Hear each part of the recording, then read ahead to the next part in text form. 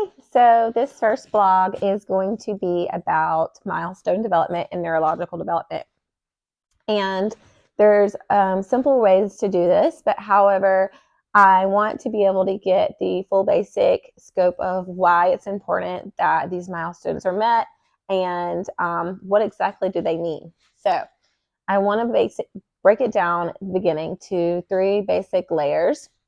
So you're going to have the most bottom layer, which is going to be primitive reflexes.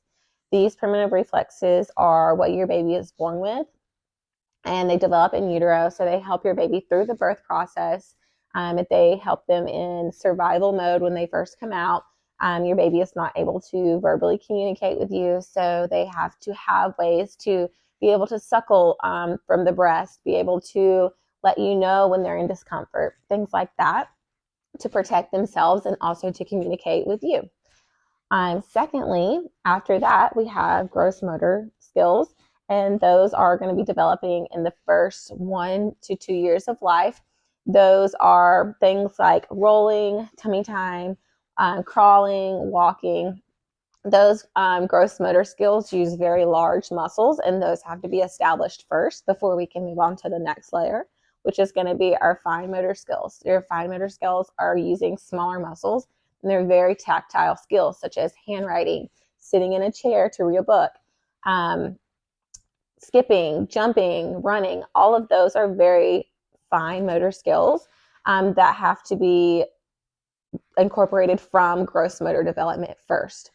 Then after that, we have our social and communication skills, and that is the next layer after fine motor skills.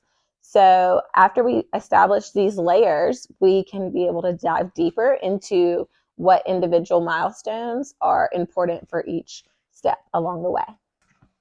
So now that we understand the layers of milestone and neurological development, we can kind of break them down and talk more about the importance of timing and the order in which these milestones are met.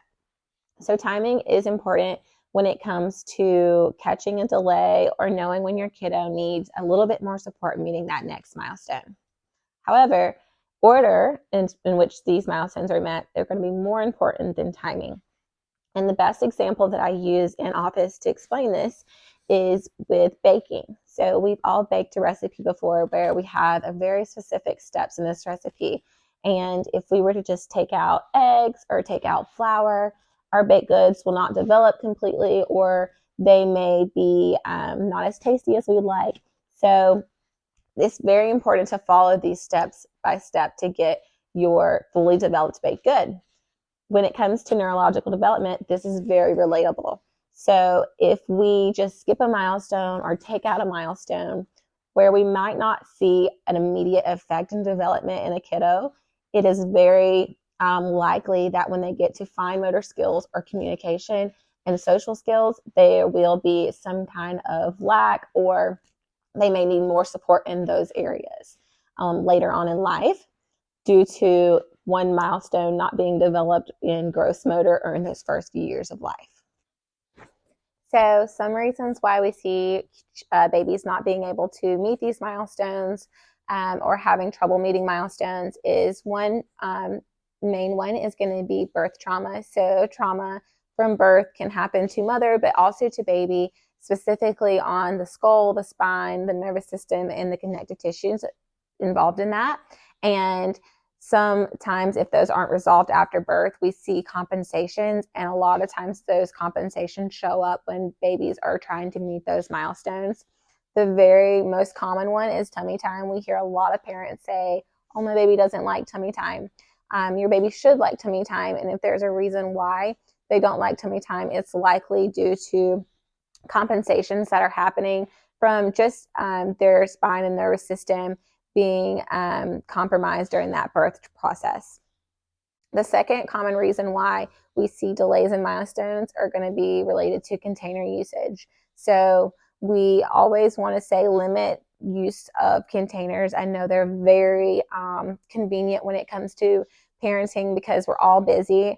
However, things such as swings or bouncers or even car seats at long usage or strollers can be really restrictive for movements in infant growth and development, and we want to get them down on the floor, often in tummy time, stimulating their nervous system and their growth, and being able to provide them in a free movement zone so that they can exercise those large muscles and develop through those milestones.